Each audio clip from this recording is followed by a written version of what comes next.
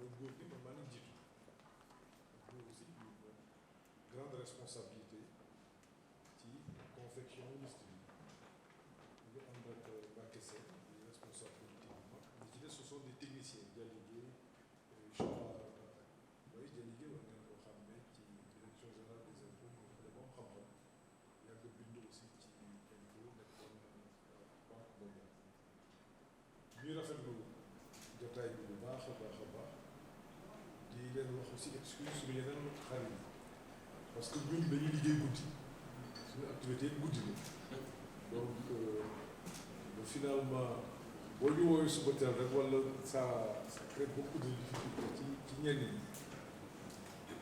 mais ñi fi nekk ñëpp xam nañ leen aussi muy nit ñoo xam ni dañuy rafetlu seen toogaay ak seen jëf ci Sénégal waxewuñ ko politique yi dañ ko wax ndax dafa doon loo xam dañ ko xam mën naa wax ni dund nañ ko fii ñun ñëpp ak ñi fi toog ngeen di des personnes importantes ci développement économique du Sénégal mais aussi des personnes importantes Sénégal ndax Sénégal ñu ñuy dundee ku nekk ci ñun da ngay am ñaar ba ñetti casquette benn bi mooy li réew mi moom beneen bi mooy li sa mbokk moom yow liñ ci moom sax lu as tuuti donc même fonction de redistribution bi nga xam ni bu amulee jàmm du am vous jouez un rôle capital ku ci nekk boo demee buntu kër wala nga dem biir kër bu la waxee li muy defal entreprise am wax la li muy defal mbokkam ki dëkkandoo ki xaritam nga xam ni la nga xam ni am na ko ci bénéfice si bénéficiaire li muy joxe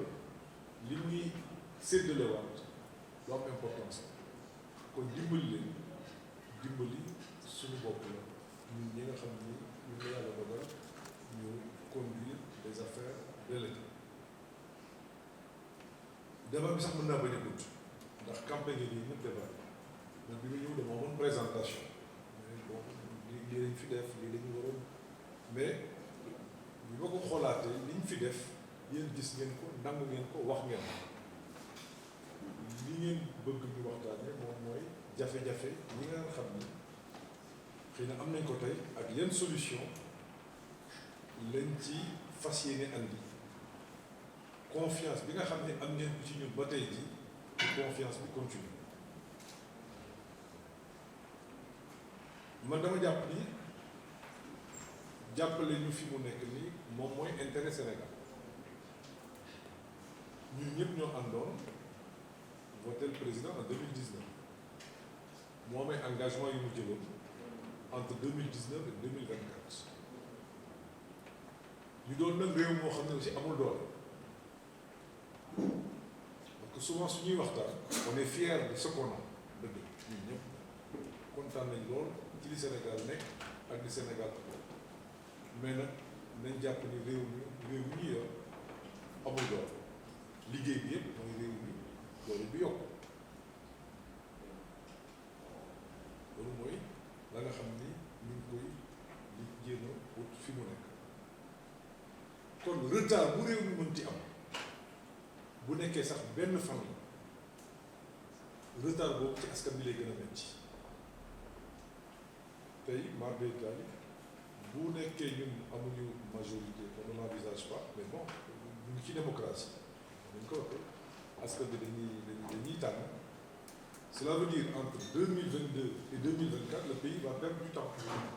ce que ça va signifier concrètement maintenant bu réew mi perdre le temps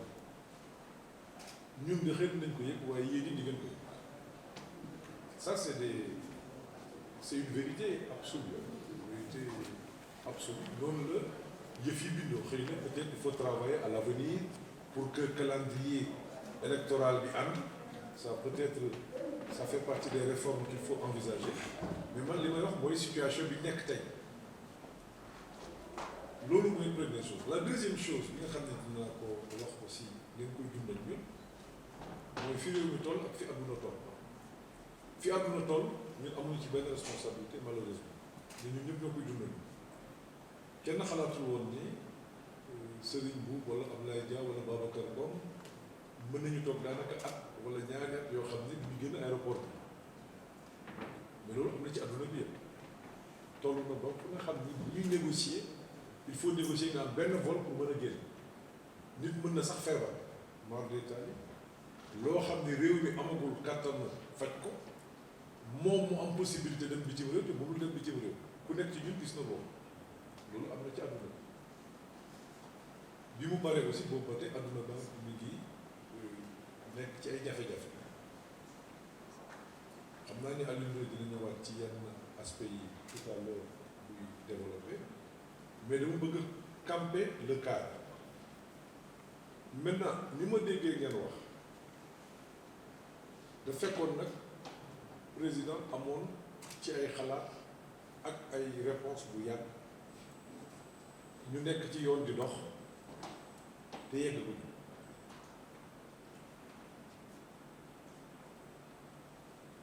ñu bari ci yéen wala ñeen ñëpp sax bi ngeen di liggéey wala bi ngeen di ut alal wala bi ngeen koy am président nekk fi donc aussi c'est une vérité yoo xam ni ñi toog fii ñi ma ci xam ñëpp bi leen di yàlla di suturaal ñuy leen di xam ci biir Sénégal li fi nekk tey nekk fi mu am aussi yu bari yu jaar ci réew bu ñuy jël 2000 ba tey le pays connaît des alternances régulières yu am ci jàmm ak salaam mais li ma saan a am mooy fu ñu demee amee changement de régime dañu toog ñaari at yu ñu liggéeyu loolu aussi lu yéen laa koy wax 2000 gis nañ ko entre 2000 et 2003 bi président Wade di wax li ma fekk ci xaalis mais taxul li mu fekk ci xaalis 2000 ba 2002 tegu fi benn brique mënu ko li mu defoon kay moom mooy xool li accords yi ak bu ñu signé woon ak Banque mondiale ak FMI ak AFD def ko muy ay politique pour mën a démarrer loolu ngeen gisaat lu mel noonu bi fi yàlla andee président Macky Sall 2012 2013 amoon na vision amoon na programme bi Sénégal yi tànnoon bu mu proposé woon Sénégal yi mais bi mu ñëwee ba jànkoonteeg la nga xam ne moom mooy réalité exercice pouvoir 2012 ça a été très difficile 2013 ça a été très difficile vous tous vous êtes des témoins foofu la amee xalaatu nañu def vision buy transcender les acteurs politiques loolu moom mooy sababu plan Sénégal émergent loolu mooy sababu plan Sénégal émergent bi ko président di def on avait une croissance yi ñu ne te réew en moins de 3%. 2014-2018 croissance bi egg na ci moyenne 6,6%. xëy na doyul mais loolu Sénégal mosu ko woon donc dafay wane pertinence su vision ak pertinence su politique bi nga xam ne dafa nekk mais li am ba des mooy li ngeen fi wax léegi bu ñuy wax plan Sénégal émergent on parle souvent des réalisations on parle d'autoroutes on parle de ponts on parle d'hôpitaux mais plan Sénégal émergent c'était 27 projets phares et 17 réformes clés.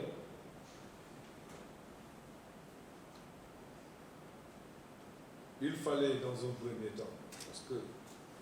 vous êtes des investisseurs, on ne peut pas parler avec vous de manière abstraite pour que ñun dañuy exercer le pouvoir. dafa am loo xam ne bu amul ci réew investissement mënu fa c'est pas possible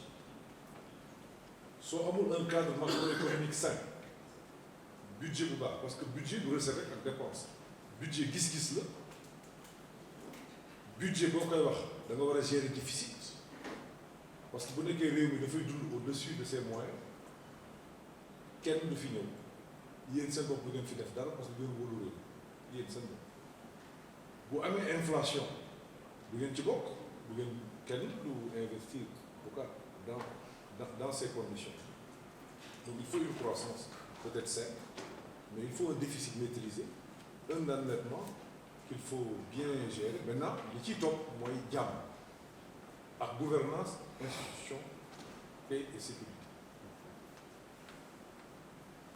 bi président un des plans Sénégal émergent ñetti tànk la ñett transformation structurelle de l'économie mooy li ngeen di wax ni am na ko fi jubile Victor la quand il disait amuñu suñu économie am na lu ci nekk il avait raison a raison jusqu'à présent mais bi président Macky Sall di ñëw ba tey jii réew mi ñaari moteur de croissance la deux télécommunication ak les services financiers li ci des yëpp dañ doon gunge rek président Macky Sall ñëw ne nañu def fexe ba am 6 moteurs de croissance cela veut dire quoi cela veut dire que li fi nekk yëpp mënuñu ko doxal en même temps il faut que ñu def des choix ci la ñu dugal des secteurs comme le tourisme dugal agriculture dugal les mines mooy secteurs yi nga xam ni jàpp nañ ni am nañ ci ay avantages comparatifs booleeg yi nga xam ne amoon nañ bi ne le développement du capital humain lu ñu mën ci def bu ñu amuñu ñu am xam-xam wala ñi nga xam ne wéruñu dara du dox. Troisièmement, gouvernance, paix et sécurité réew mi bu tegul ci yoon réew mi bu amul jàmm buñ ko aaru dara du dox ñett yooyu mooy fondement plan Sénégal émergent. Je parle sous le contrôle de lui parce qu'il était avec nous au groupe consultatif en 2018 bi président jëlee parole dafa ma ne Amadou il faut qu'on fasse des réformes. Cela veut dire quoi? Choix bi mu defoon dans un premier temps c'était le choix du retard des infrastructurels ñu résorber ko parce que tolloon nañ fi jamono boo jógee Dakar jëm Saly nit jógee Paris ñëw Dakar kii jógee Paris dina def formalité de police jël avion bi yegg ci Dakar nga ñëw aéroport Yoff ñibbi sa kër kii jógee Dakar yeggaguloon Saly surtout nag bu doon jamonoy nawet loolu je pense que c'est une période révolue tey la jógee Dakar dem Saly yomb tey la jógee Dakar dem Touba yomb mais démb ak barki démb ku bëggoon dem Touba Magal Touba bu mosaan am les entreprises perdaient 2 à 3 jours donc ces infrastructures sont utiles parce que émergence foofu lay commencer ba tey am nañu ay jafe-jafe mais on pense qu'avec le TER qui fait 110 000 personnes par jour demain avec le BRT 300 000 personnes par jour les questions de mobilité dina wàññeeku maintenant les réformes oui nous sommes d'accord le pays a un retard ci réforme mais ce qui s'est passé entre 2019 ak maintenant c'est que balaa ngay ne naam nekk fa dañoo tolloon ci jamono joo xam ne nag ku nekk sa bopp nga fal bu nekkee en tant que chef de famille da ngay daw da ngay toog ba dootoo nuyu sa doom coocu nga koy jox parce que loolu moo lañ doon dund ñun ñëpp boo nekkee sa soxna wala sa jabar dalay daan à 1 mètre nga takk masque mu takk masque loolu nag jamono jooju def ay réformes dafay jafe mais même bu ñuy def ay réformes dafa am ñaari sama gis-gis la là c'est pas vraiment li gouvernement bi dana def damay wax li nga xam ne maa ngi koy xalaat ci loolu li ngeen di wax yëpp dafa am ñaari réformes yu ko jiitu yoo xam ne bu amul ci réew mi bu ñu réformer code des investissements réformer code des impôts réformer beneen code yeneen code ça ne servira pas à grand chose c'est la réforme de l'éducation c'est la réforme de l'administration de l'État parce que le fond du problème que vous posez c'est un problème de confiance yàgg naa bind ay code des impôts code des investissements sama biir xel sama disque dur dama dul wóolu ñi ma jàkkaarloo mooy le secteur privé donc lépp loo xam ne mën naa ko def ba ñoom li may ut ci ñoom ci sama liggéey peut-être impôt si je prends cet exemple duñ ma rëcc je le fais loolu moo andi ay suspension pour mën a topp waaju parce que aussi gis nañu ñu am ay code ñi wax dañuy investir dem APIX si jox leen ay agrément ñu jënd matériel defuñu dara aussi ça c'est des milliards te bu ñu defulee dara ñiy def dara nekk ci activité ñooñu la ñuy daaneel bu mu mënee jënd ciment te du ma fay douane du ma fay impôt jënd fer jënd leneen ak leneen tabax bâtiment loué entreprise bi nga xam ne mënul def loolu entreprise boobu lay daal moo tax administration bu daan liggéey ak yéen dañuy am en arrière enfin nañ ko wax fii mais c'est ça la vérité et li manqué ci réew mi mooy ce type de débat parce que aussi l'administration ne vous connaît pas très bien que dañoo dëkk bien que ay mbokk lañu bien que ay xarit lañu soit li ñu tëggee administration bi dañuy jàpp ne ñii ñoo leen ëppale ñii ñoo leen ëpp xam-xam yéen it en tant qu'opérateur économique ngeen ne ñun fi ñu jaar ba def lii fi ñu jaar ba am lii ñii ñu nekkal ñii ñu jàkkaarloo dañu yàq maintenant il faut que ñu jàll à une autre étape et ça exige la réforme de l'État et je pense que lu président bàyyi xel la lu mu war a def la ak réforme njàng gis nga ñaar yooyu jàpp naa ni moom moo jiitu réforme code des investissements foofu laay jeexale je passerai donner tout de suite kii Alioune Ndoye mu wax ci expérience gis nga objectivement exonération amul njëriñ sincèrement am un code transparent avec une fiscalité basse bu ñuy fay en toutes circonstances moom moo gën exonération dépense fiscale fu mu am fu mu mënti am état dina ñàkk alal mais le secteur privé les règles de concurrence sont bafouées et ça dans tous les pays du monde du spécificité Sénégal moo tax votre combat doit être d'avoir une fiscalité transparente votre combat doit être d'avoir une fiscalité faible bu ñëpp dee fay 10% moom moo gën ñu fixer un taux à 30% fekk ceeru nit ñi ñoo koy fay mais loolu ça demande des réformes importantes donc il faut que ñu xam lan mooy secteur privé ak ñan ñooy secteur privé et là le président Macky Sall a fait des efforts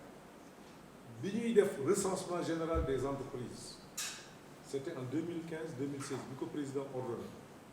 boobu kenn ci Sénégal xamul woon ñaata entreprise ak kenn la wax cela veut dire quoi ça veut dire que mesures yi ñu doon jël yëpp dañ doon à peu près par sous le contrôle de Victor xamuñu koy importer xamuñu koy exporter man de ci laa xamee en tant que ministre des finances que couturiers yi ñëw ci Sénégal or mesures yi ñu doon jël yëpp j'avais vu tellement de produits chinois entrer ay prêt-à-porter que pour man tailleur amatul woon donc booy def réforme tu n'intègres pas les couturiers ndekete kër bu nekk soxna yi ku ci nekk am nga sa tailleur boo xam ni boo xëyee moom moo lay urleel sa benn affaire ñawal la sa benn kii et ñoom ñooy les premiers employeurs du Sénégal ñoo ëpp ci Sénégal